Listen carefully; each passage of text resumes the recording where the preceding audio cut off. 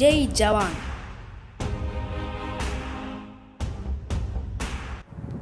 Captain Mahendra Nath Mulla, who upheld nation comes first, the men he commands come next, and his safety comes last.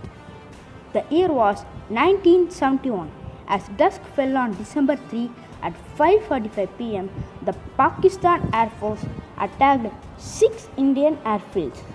The same night, IF Canberra aircraft struck Pakistani airfields as ground battle immediately commenced in nearly every sector. The Indo-Pak War of 1971 had begun, and soon enough Indian Navy too joined the battle. 2 days later, on December 5, the Indian Navy detected the presence of a Pakistani Daphne-class submarine in North Arabian Sea. It was about 16 nautical miles from the coast of DU. Acting immediately, the Navy directed its anti-submarine frigate squadron to locate and destroy it. And so, on December 8, INS Kukri, commanded by Captain Mulla, and INS Kirpan sailed out of Bombay towards the location, unknowing of the tragedy that was to befall the former ship. On December 9, INS Kukri, an Indian anti-submarine frigate of the F-14 squadron, was hit by torpedoes from Pakistani submarine PNS hangar that had detected its approach.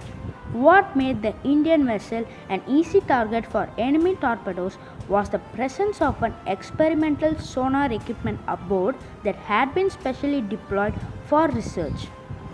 Limitations placed by this equipment had drastically slowed down the movement of Kukri to the submarine detectable speed of 12 knots. Also, Kukri's sonar set could detect only up to 3000 yards, and it was no match to the hangar that could fire from distances of nearly 6 kilometers.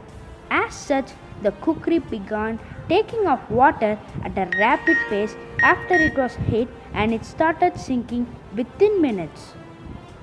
With time running out fast, Captain Mulla decided to abandon his attempts to save the ship and began overseeing rescue operations that would ensure that his crew was safe. Aware that the majority of his men were trapped below deck, he personally began helping as many as he could, even though he was injured and bleeding from the head. In those defining moments, Captain Mulla could have saved him easily, but the incredible leaderman chose to give his own life-saving aid to another sailor.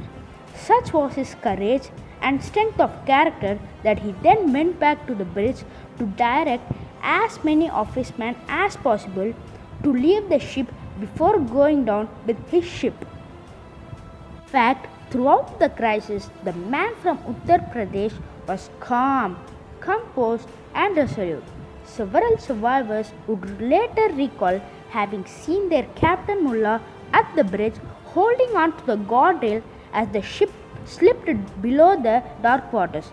And so Kukri sank to its watery grave in the Arabian Sea, taking with it 176 sailors, 18 officers, and a braveheart captain. 67 men survived. They were rescued by INS Kachal next morning. It remains the only and hopefully the last naval ship that India has ever lost during a war. Captain Mulla also remains the only Indian captain to go down with a vessel. For his conspicuous gallantry and dedication to duty, he was posthumously honored with the Maha Vir Chakra. What Captain Mulla did in those last moments did not just lift the morale of Kukri's surviving crew, but of the entire Indian armed forces for years to come. The manner in which he died upholds the highest traditions of the armed forces and exemplifies the upper limits of cold courage. He believed that the nation comes first, the men he commands come next, and his safety comes the last. Martyrs of Kukri have also been honored by the Indian Navy with a memorial at DU. It constitutes of a scale model of the INS Kukri encased in a glass house and placed atop a hillock facing the sea. Interestingly, Captain Mulla was not the only member of his family with an exemplary sense of responsibility.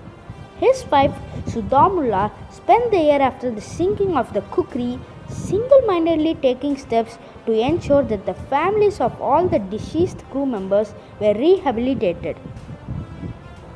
Jai Hind.